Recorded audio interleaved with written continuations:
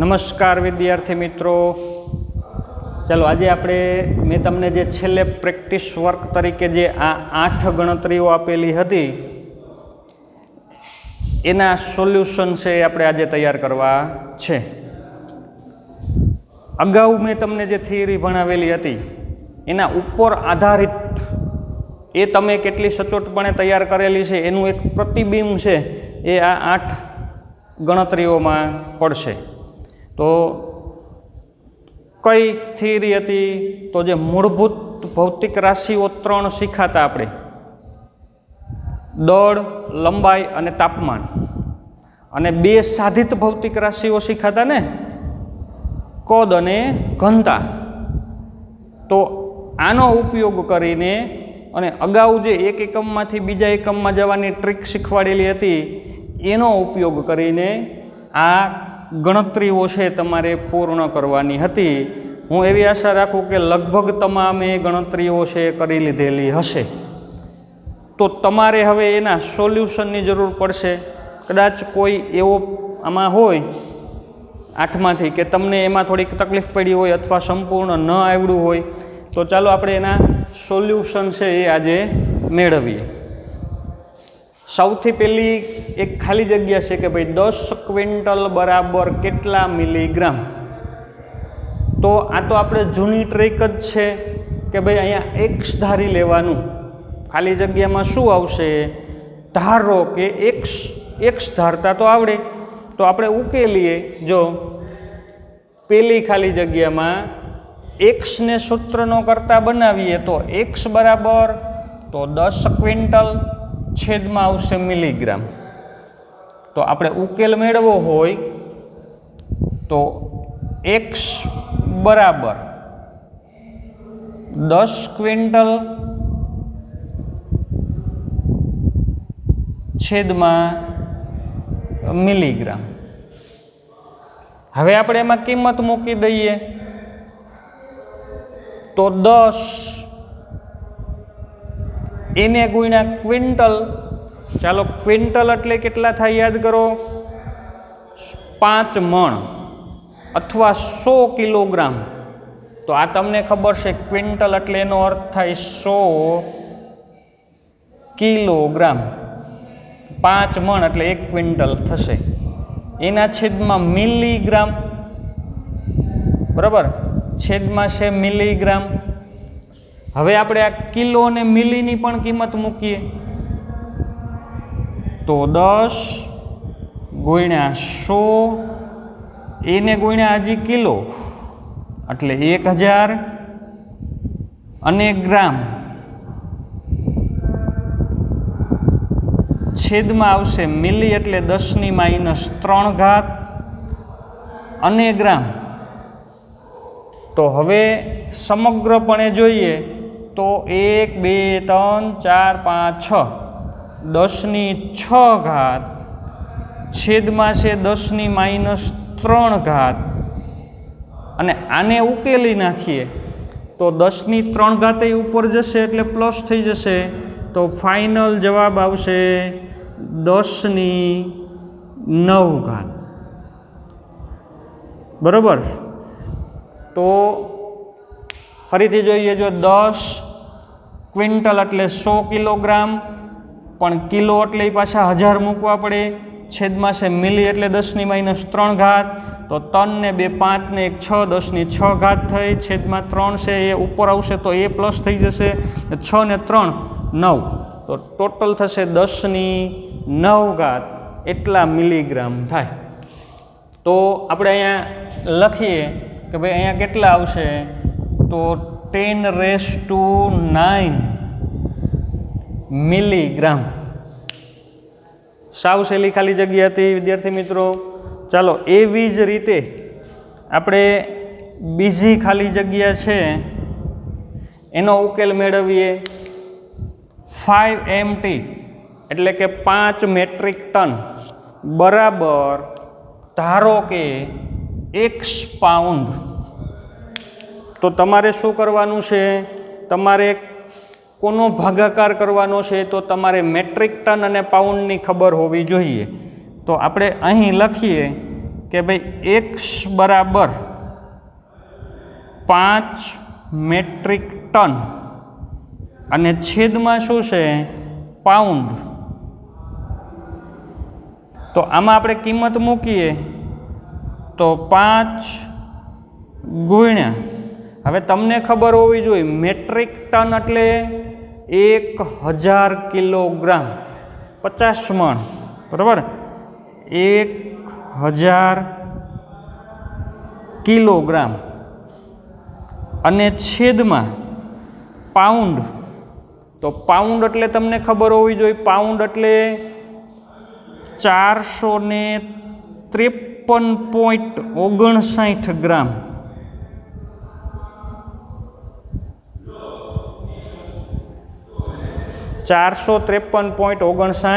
ગ્રામ એનો જી કરીએ આપણે તો ગ્રામ ગ્રામ તો ઉડી જશે, પણ હજી કિલોની કિંમત મૂકવી પડશે. તો આનો જવાબ શું આવશે? તો 5 એને ગુણ્યા 1000 એને ગુણ્યા આવશે હજી પાછા 1000, કારણ કે કિલો એટલે પાછા 1000 મૂકવા પડશે, છેદમાં 453.59. બરાબર વિદ્યાર્થી મિત્રો. તો તમને ખબર હોવી જોઈએ 1000 કેમ મૂક્યા? તો મેટ્રિક ટન એટલે 1000 કિલોગ્રામ, તો 1000 અને કિલોના પાછા 1000 મૂક્યા, બરાબર. તો 5 ગુણ્યા 10⁶ છેદમાં 453.59 અને પછી એનું તમે સાદુરૂપ અહીં આપજો કેલ્ક્યુલેટર દ્વારા, બરાબર.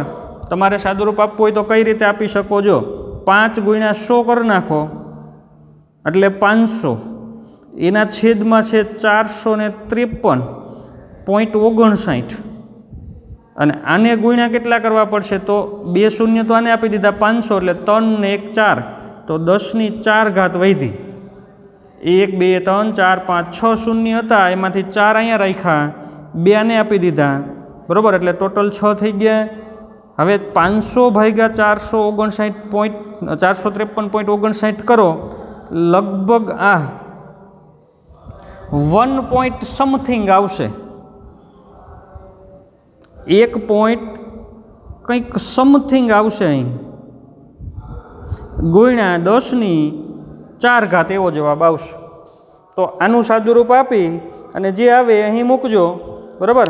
અહીંયા માત્ર ખાલી એક આટલું સાદુરૂપ છે એ આપવાનું છે, પ્રશ્ન ચિહ્ન મૂકું છું, તમે સાદુરૂપ આપજો. 500 ભાગ્યા 453.59 જે આવે એ મૂકી 10⁴ એટલો જવાબ છે અહીં આવશે. ફરીથી જુઓ, 5 મેટ્રિક ટન એટલે 1000 કિલોગ્રામ છેદમાં પાઉન્ડ, તો 1000 કિલોના 1000 મૂક્યા, ગ્રામ ને ગ્રામ તો ઉડી ગયા છે એટલે આપણે નથી લખતા. 453.59 આમાંથી આપણે 500 કર્યા, 500 ભાગ્યા 453, કારણ કે આ 3 અંકની સંખ્યા છે તો ઉપર 3 અંકની રાખી, જેથી કરીને 1 પોઈન્ટ સમથિંગ એવો કંઈક જવાબ આવે. તો આ રીતે ગણતરી છે એ સાવ સહેલી ગણતરી હતી. ચાલો એના પછી આપણે જોઈએ ત્રીજું. તો એ પણ એકદમ સહેલી એવી ગણતરી છે કે ભાઈ 1 કલાકમાં પ્રકાશે કાપેલા અંતરને SI એકમમાં દર્શાવો. SI એકમ એટલે મીટર, અંતરનો SI એકમ શું હોય? તો મીટર. તો 1 કલાકમાં પ્રકાશ કેટલા મીટર અંતર કાપે છે એ આપણે દર્શાવવું છે. સમય આપેલો છે તમને કેટલો? તો 1 કલાક. પ્રકાશ કેટલું અંતર કાપશે? તો એના માટે તમને એની ઝડપની ખબર હોવી જોઈએ. તો સમય અને ઝડપ જાણતા હોઈએ તો કેટલું અંતર કોઈ વસ્તુ કાપે એ મળી જાય. તો આમાં આપણે એક આ સૂત્રનો ઉપયોગ કરવાનો. આ સૂત્ર તમે જાણતા હો, ઝડપ બરાબર અથવા તો વેગ, તો કાપેલું અંતર એના માટે લાગતો સમય. તો આમાંથી તમે અંતરને સૂત્ર બનાવો, પ્રકાશે કાપેલું અંતર, તો ઝડપ અને સમયનો થશે ગુણાકાર. તો આપણે અહીં પ્રકાશે કાપેલું અંતર જોઈએ છે. પ્રકાશ કેટલું અંતર કાપશે એ જોઈએ છે તો શું થશે? પ્રકાશની ઝડપ અને એને લીધેલો સમય એ બંનેનો ગુણાકાર થશે. હવે પ્રકાશની ઝડપ કેટલી છે? તો રાઉન્ડ ફિગરમાં બોલીએ આપણે તો તમને ખબર છે, મેં તમને આના પહેલાંય કરાવ્યું હતું, 3 લાખ કિલોમીટર પ્રતિ સેકન્ડ. ચાલો આટલી ઝડપ છે પ્રકાશની, 3 લાખ કિલોમીટર પ્રતિ સેકન્ડ. એટલે કે 3 પછી લાખ એટલે 5 શૂન્ય આવશે. એકમ, દશક, 100, 1000, 10,000 અને લાખ. 3 લાખ થઈ ગયા. કિલો એટલે પાછા 1000, કિલો એટલે પાછા 1000 આવશે. અને મીટર પર સેકન્ડ. તો 1 સેકન્ડમાં પ્રકાશ આટલું અંતર કાપે છે. હવે વિદ્યાર્થી મિત્રો, આ છે ને આ રાઉન્ડ ફિગરમાં લીધેલો અંક છે. સાચો અંક કયો છે તમને ખબર છે? મેં લખાવ્યો તો આપણે અંતર મૂળભૂત ભૌતિક રાશિ ભણ્યા હતા, યાદ કરો. સાચું અંતર કેટલું છે? તો 299, 792, 458 આટલા મીટર અંતર કાપે 1 સેકન્ડમાં. તો અહીંયા લખીએ પ્રકાશની ઝડપ કેટલી? તો 299, 792, 458. બરાબર, અહીં લખું છું 299, 792, 458 આટલા મીટર પ્રતિ સેકન્ડ. આટલા મીટર પ્રતિ સેકન્ડ એને ગુણ્યા લીધેલ સમય કેટલો છે? તો 1 કલાક. હવે આનો ગુણાકાર ન થાય કારણ કે આ સેકન્ડ છે ને આ કલાક છે, તો તમારે કલાકને સેકન્ડમાં લઈ જવી પડે. તો આના બરાબર લખવું હોય તો 299, 792, 458 આટલા મીટર પ્રતિ સેકન્ડ એને ગુણ્યા.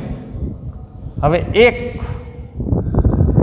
જોજો, આપણે કાઉન્સમાં લખીએ 1 કલાક નથી લખવું તો લખાય 60 મિનિટ.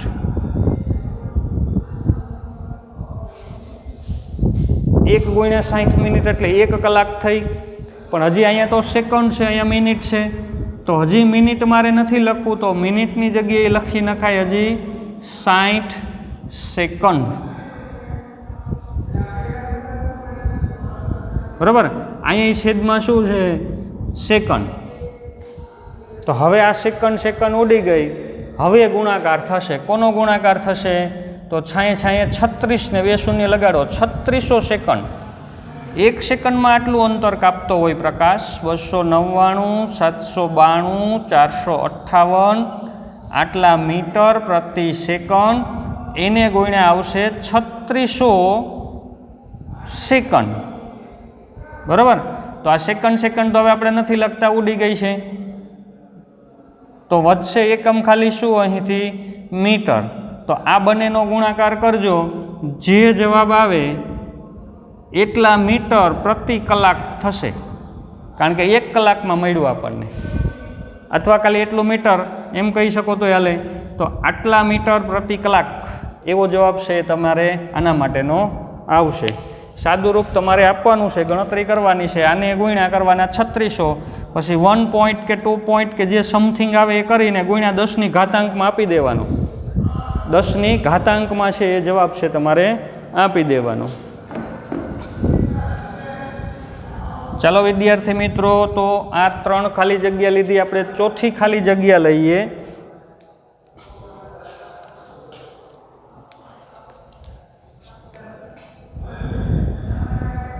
તો એના માટે 25 ડિગ્રી સેલ્સિયસ બરાબર કેટલા કેલ્વિન થાય એવો પ્રશ્ન છે. તો આમાં તમને સેલ્સિયસ અને કેલ્વિન વચ્ચેનો સંબંધ દર્શાવતું સૂત્ર છે એ આવડવું જોઈએ.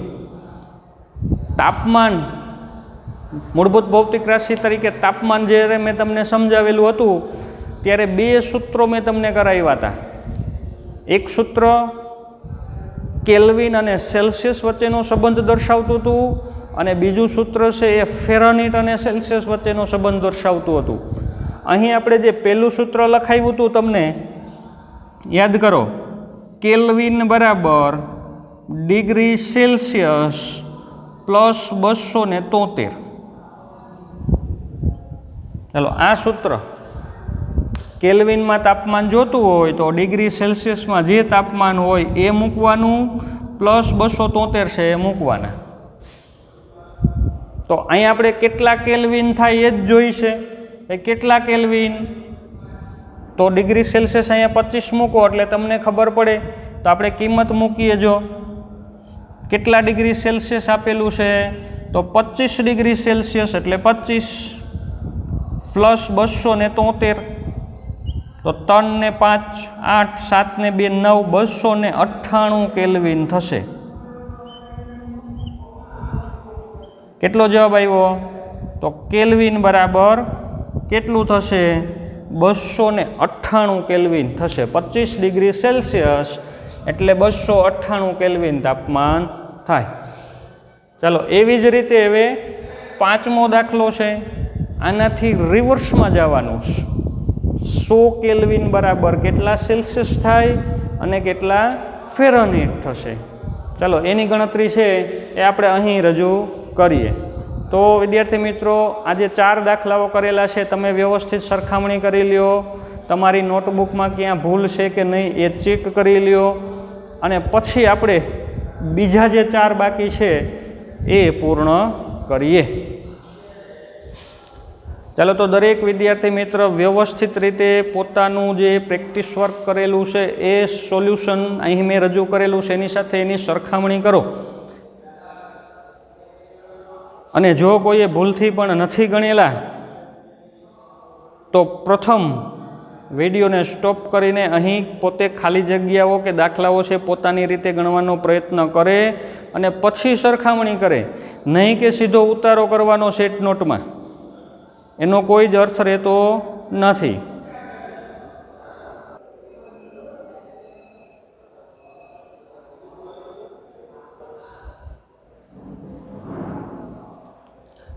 ચાલો વિદ્યાર્થી મિત્રો, તો આપણે નેક્સ્ટ જે ગણતરી છે કે ભાઈ 100 કેલ્વિન બરાબર કેટલા ડિગ્રી સેલ્સિયસ થાય.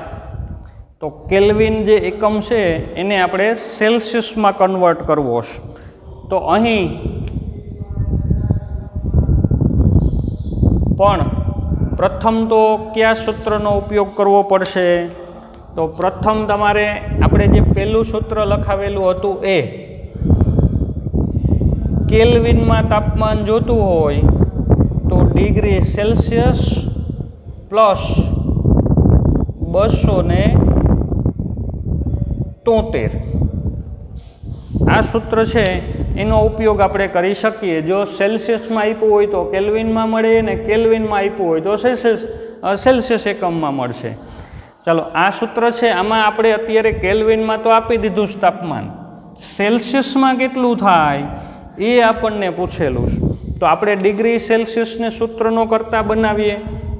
ધેરફોર ડિગ્રી સેલ્સિયસ બરાબર શું થશે? આને સૂત્રનો કરતા બનાવીએ તો આ 273 છે એ આ બાજુ આવશે તો કેલ્વિન માઇનસ 273. બરાબર, 273 ને બરોબરની આ બાજુ લઈ લઉં છું તો માઇનસ થઈ જશે કેલ્વિનમાંથી, એટલે બાદ થઈ જશે. ચાલો આમાં કિંમત મૂકીએ આપણે. તો કેલ્વિન આપેલું છે 100 કેલ્વિન, એમાંથી તમે 273 ને બાદ કરો તો 100 માંથી 273 ને બાદ કરો એટલે ડિગ્રી સેલ્સિયસ કેટલા વધશે? તો માઇનસ 173 ડિગ્રી સેલ્સિયસ. ચાલો આવો જવાબ આવશે, માઇનસ 173 ડિગ્રી સેલ્સિયસ. તો જે ચોથી ખાલી જગ્યામાં જે સૂત્રનો ઉપયોગ કરેલો હતો એ જ સૂત્રનો ઉપયોગ કરીને આપણે સેલ્સિયસમાંથી જેમ કેલ્વિન મેળવ્યું હતું એમ અહીં કેલ્વિનમાંથી સેલ્સિયસ મેળવી લીધું.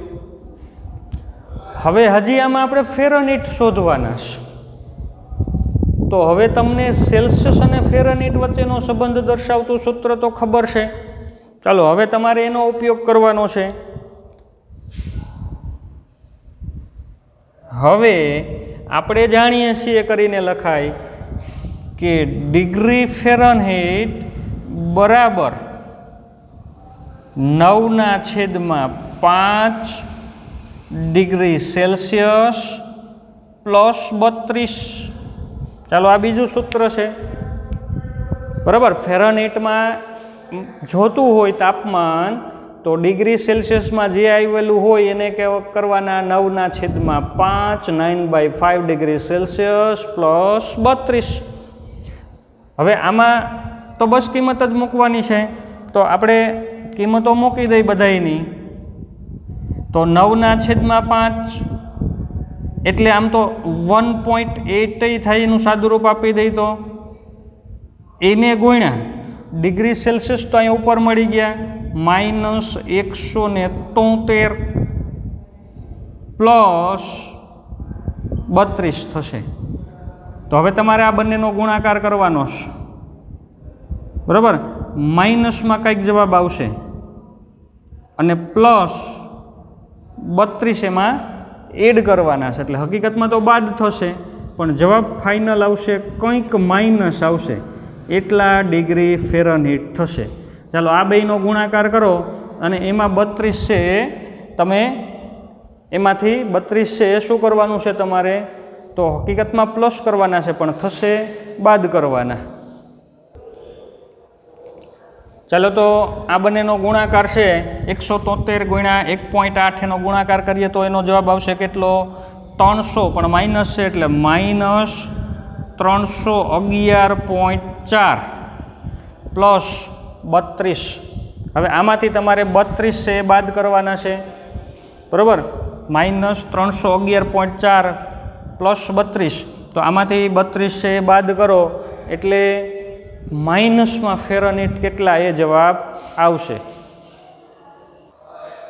ચાલો વિદ્યાર્થી મિત્રો, તો આમાંથી આપણે -32 છે બાદ કરીએ તો ફાઇનલ જવાબ કેટલો આવશે, તો -279.4 ડિગ્રી ફેરનહીટ. તો ફાઇનલ જવાબ કેટલો આવશે અહીં, -279.4 ડિગ્રી ફેરનહીટ. હવે કદાચ તમને આ વચ્ચે ન પૂછવું હોત 100 કેલ્વિન બરાબર કેટલા ફેરનહીટ થાય, સીધી જેવી ખાલી જગ્યા તમને આપી દીધી હોત તો પણ તમારે વચ્ચે એક સ્ટેપમાં આની ગણતરી કરવી તો પડે જ. આ તો તમારે ગણવું જ પડે, કારણ કે કેલ્વિનમાંથી ફેરનહીટમાં કે ફેરનહીટમાંથી કેલ્વિનમાં જવું હોય તો મીડિયમ તરીકે વચ્ચે બંનેને જોડનાર સેલ્સિયસ છે, તો તમારે ફેરનહીટમાંથી કેલ્વિનમાં જવું હોય તો એ પહેલાં ફેરનહીટ ઉપરથી સેલ્સિયસ શોધવું પડે અને સેલ્સિયસ ઉપરથી પછી આ સૂત્ર મૂકીને કેલ્વિનમાં ગણતરી કરવી પડે. એટલે આ ખાલી જગ્યામાં આપણને 100 કેલ્વિન બરાબર કેટલા સેલ્સિયસ છે એ પહેલાં ગણ્યા, પછી એના ઉપરથી આપણે ફેરનહીટ ગણ્યું.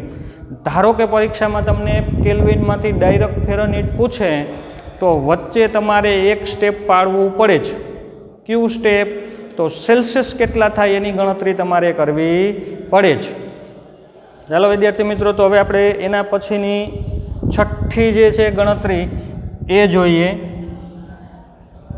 કે ભાઈ કયા તાપમાને ડિગ્રી સેલ્સિયસ અને ફેરનહીટના મૂલ્યો સમાન બને. એવું કયું તાપમાન છે કે એ તાપમાન છે એ ડિગ્રી સેલ્સિયસમાં એટલું જ હોય અને ફેરનહીટમાં એટલું જ થાય. દાખલા તરીકે -173 ડિગ્રી સેલ્સિયસ છે, એના ફેરનહીટ કરીએ તો -239.4 ડિગ્રી ફેરનહીટ થાય, બરાબર. તો આ બંને સમાન નથી, ડિગ્રી સેલ્સિયસમાં જુદું છે, ફેરનહીટમાં કંઈક જુદું આવે છે. પણ એવું એક તાપમાન આવે, એવો એક અંક આવે કે એ તમે મૂકો તો ડિગ્રી સેલ્સિયસ જેટલા હોય એટલા જ ફેરનહીટ છે એ મળે. તો કદાચ આ દાખલો તમને અઘરો લાગ્યો હશે ગણતરી, પણ કદાચ તમને આ અઘરી લાગી હશે, નહીં થયું હોય કેટલાકથી, કેટલાકે ટ્રાય કરેલી હશે. તો સૌથી મારો જો પેલો તો તમને ટ્રાય કરેલી હોય ને તો ઘણું. ગણતરી થઈ ગઈ કે ન થઈ ગઈ, જવાબ આવી ગયો કે ન આવી ગયો એ પછીની વાત, પણ જો તમે લોકોએ પ્રયત્ન કરેલો હશે તો એના માટે મારા તરફથી તમને અભિનંદન. પણ જો પ્રયત્ન જ નહીં કરેલો હોય તો હજુ તમે ઘણું બધું છે એ ગુમાવો છો. હજુ તમે સાયન્સ માટે પરિપક્વ નથી થયા એમ હું કહી શકું. પ્રયત્ન તો કરવો જ પડે. કયા તાપમાને ડિગ્રી સેલ્સિયસ ને ફેરનહીટના મૂલ્યો સમાન બને? તો નથી આવડતું. ધારો કે કેમ ગણતરી કરવી એ આપણને ખબર નથી. ન આવડતું હોય ને ત્યાંથી જ આવડવાની શરૂઆત થાય. વિદ્યાર્થી મિત્રો, ન આવડતું હોય તો ધારી લેતા તો આવડે જ. કયા તાપમાને ડિગ્રી સેલ્સિયસ ને ફેરનહીટના મૂલ્યો સમાન બને? ધારો કે એક્સ તાપમાને બંને સરખા થઈ જાય છે. કાંઈ ન આવડતું હોય ત્યાં ધારી લ્યો એટલે ગણિતમાં બહુ સહેલું કામ થઈ જાય. ધારી લઈએ આપણે. જો ધારો કે એક્સ તાપમાને, કયા તાપમાને? તો એક્સ તાપમાને એટલે એ 5 ડિગ્રી સેલ્સિયસ હશે, 10 ડિગ્રી સેલ્સિયસ હશે, -50 ડિગ્રી સેલ્સિયસ હશે, ગમે તે કોઈ એક તાપમાન છે. આપણે તો ગણવું છે. ધારો કે એક્સ તાપમાને ડિગ્રી સેલ્સિયસ અને ફેરનહીટના મૂલ્યો સમાન બને છે. ધારી લીધું આપણે, સાવ કામ સહેલું થઈ ગયું આપણું. જો આમ તો આપણે આ દાખલો આવડી જ ગયો. હવે થઈ ગયો ને જવાબ. કયા તાપમાને ડિગ્રી સેલ્સિયસ ને ફેરનહીટના મૂલ્યો સમાન બને? ધારો કે એક્સ તાપમાને સમાન બને. થઈ ગયો સોલ્યુશન પૂરું. હવે ખાલી શું બાકી રહ્યું? તો આ સૂત્રમાં ફેરનહીટ બરાબર કેટલું? તો એક્સ. સેલ્સિયસ કેટલું? તો એ જ છે, બે હરખું જ છે, બંને કેવા છે? સમાન છે.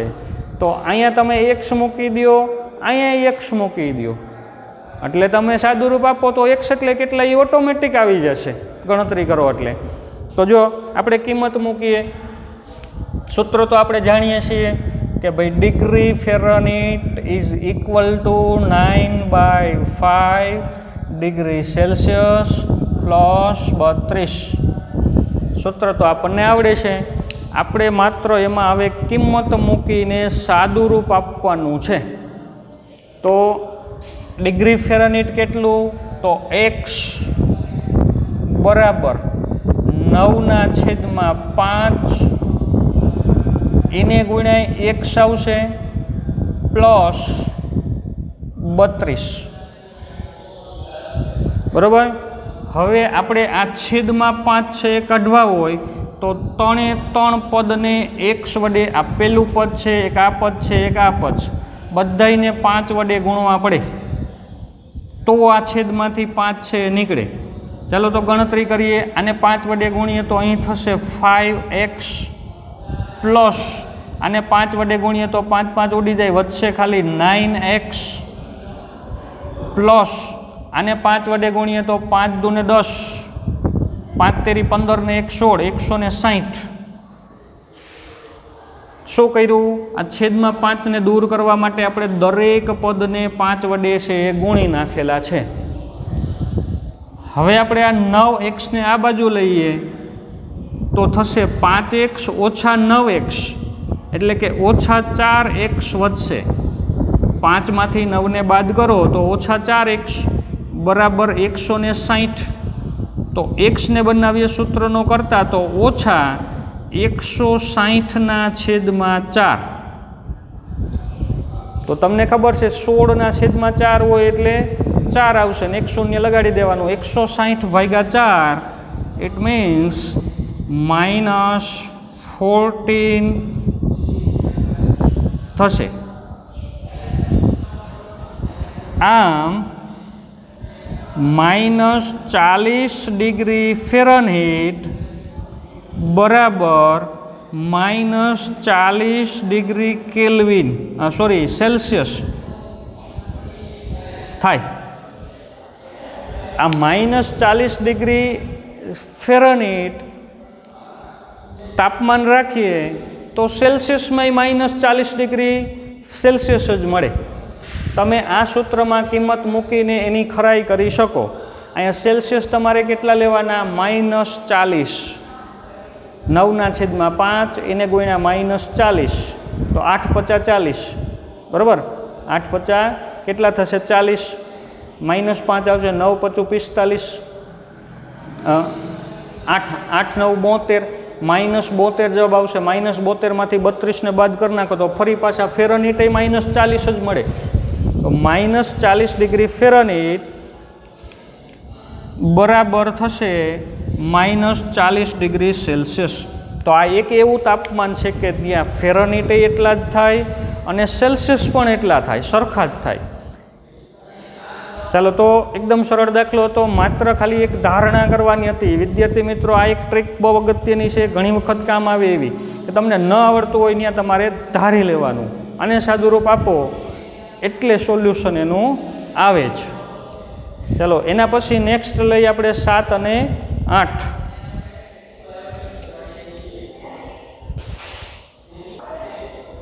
ચાલો વિદ્યાર્થી મિત્રો, તો આ જે 5 અને 6 આપણે રજૂ કરેલી છે એ આપણે બોર્ડ ઉપરથી કાઢી નાખીએ છીએ. તમે કદાચ બાકી રહી ગયેલી ગણતરી બાકી રહી ગયેલી હોય તો વ્યવસ્થિત પહેલાં તમારી નોટબુકમાં ઉતારી લ્યો અને પછી આપણે એના પછીના 7 અને 8 જે છે એની ગણતરીઓ છે એ આગળ લઈએ.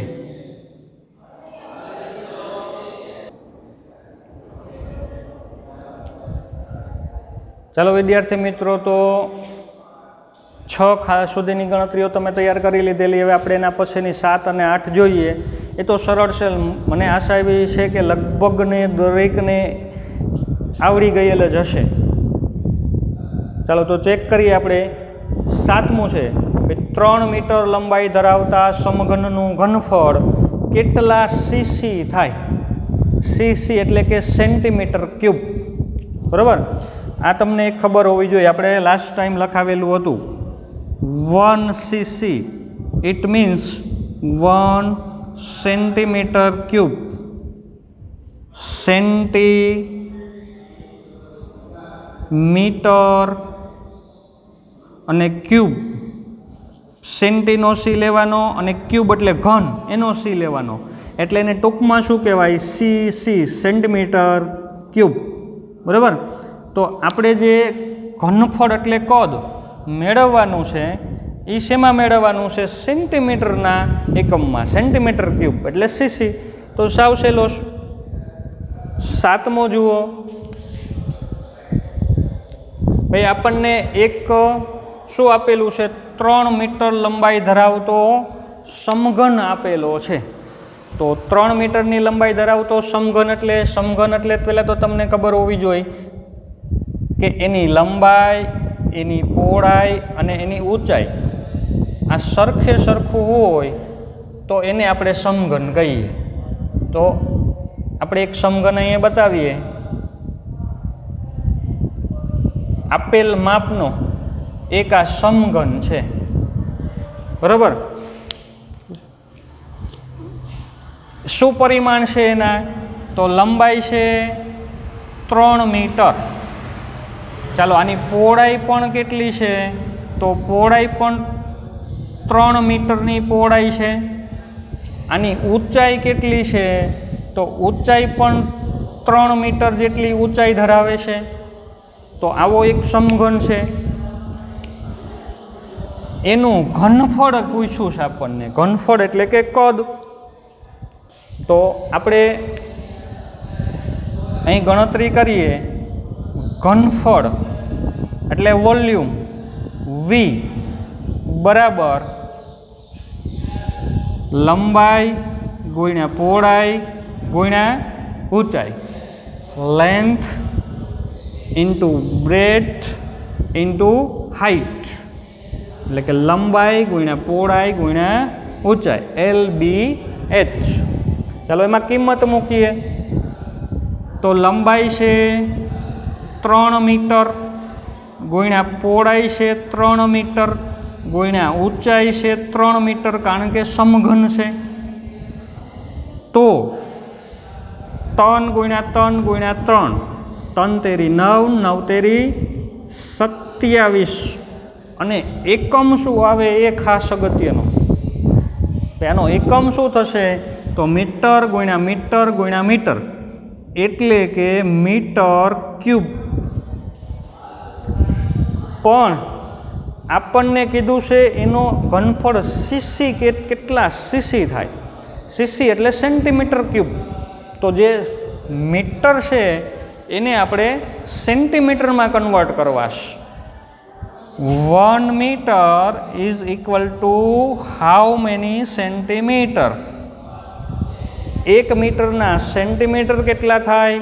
તો એ તો તમને હવે આવડવું જ જોઈએ. આટલી બધી ગણતરીઓની પ્રેક્ટિસ આપણે તમને કરાવેલી છે, તો આ તો તમને આવડવું જ જોઈએ કે ભાઈ 10⁵ 100 સેન્ટીમીટર થાય. 100 સેન્ટીમીટર એટલે 1 મીટર થાય. તો આપણે અહીં મીટરની જગ્યાએ સેન્ટીમીટર મૂકી દઈએ, તો 27 ગુણ્યા કેટલા? તો 10⁵ એની પાછી 10⁵ સેન્ટીમીટર, અને એનો પાછો કરવો પડશે ઘન, કારણ કે મીટર એટલે થાય 10⁵ સેન્ટીમીટર. તો ફાઇનલ આન્સર શું આવશે?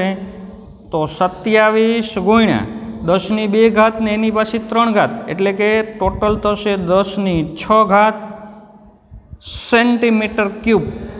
આમ થાય. આનો જવાબ કેટલો આવ્યો? 10⁶ સેન્ટીમીટર ક્યુબ. અથવા સેન્ટીમીટર ક્યુબ ન લખીએ તો એને ટૂંકમાં કહેવાય સીસી.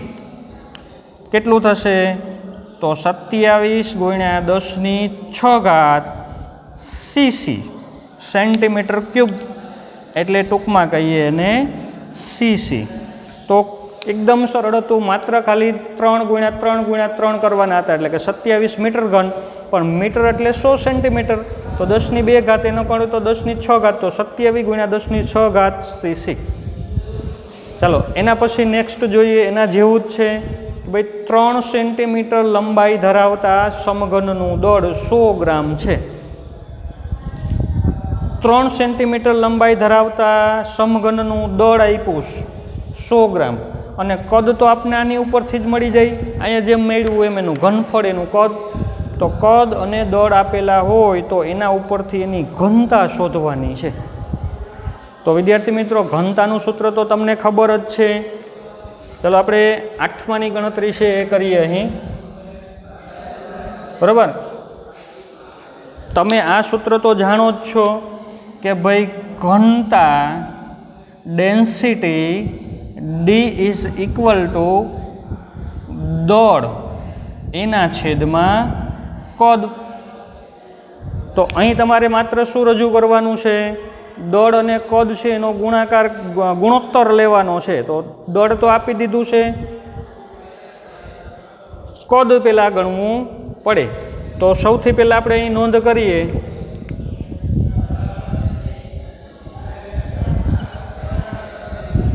સમઘનનું દળ કેટલું આપ્યું છે? તો 100 ગ્રામ.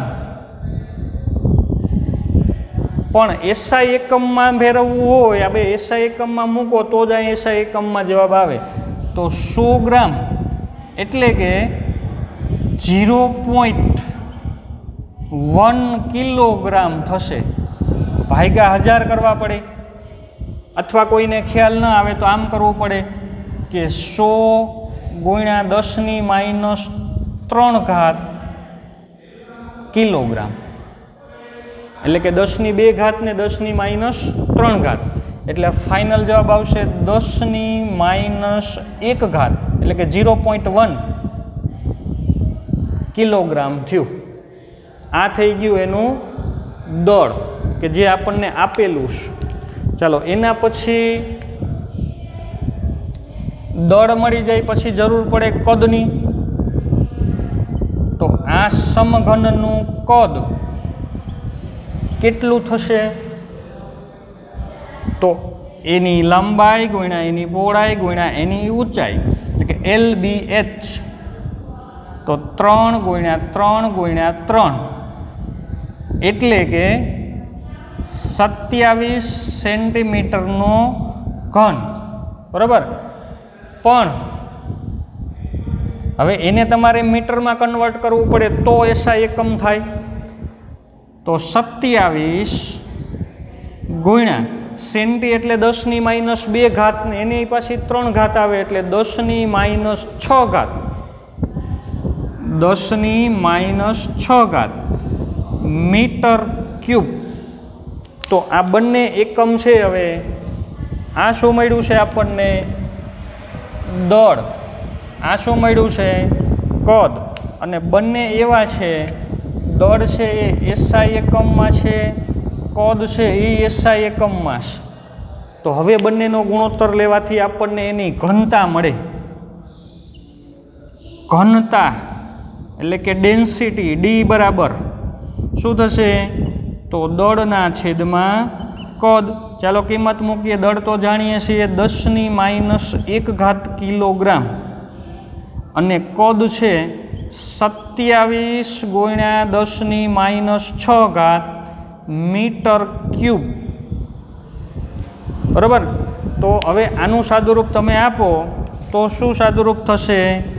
તો 1/27 બરાબર. 1/27 એને ગુણ્યા આ ઉપર જશે તો પ્લસ થઈ જશે +6 -1 10⁵ ઘાત આટલા kilogram into metre cube inverse જવાબ આવશે. હજી આનું સાદુરૂપ આપણે આપવું હોય તો અહીંયા 100 કરી નાખીએ તો 100/27 અને એને ગુણ્યા 10⁵ ઘાત kilogram into metre cube inverse. તો વિદ્યાર્થી મિત્રો આ 100/27 તમે કરો એટલે તમને ફાઇનલ આન્સર છે પોઈન્ટમાં જે કંઈ આવવાનો હશે 1.2, 3 સમથિંગ એ મળી જશે. ચાલો આપણે કરીએ ભાગાકાર.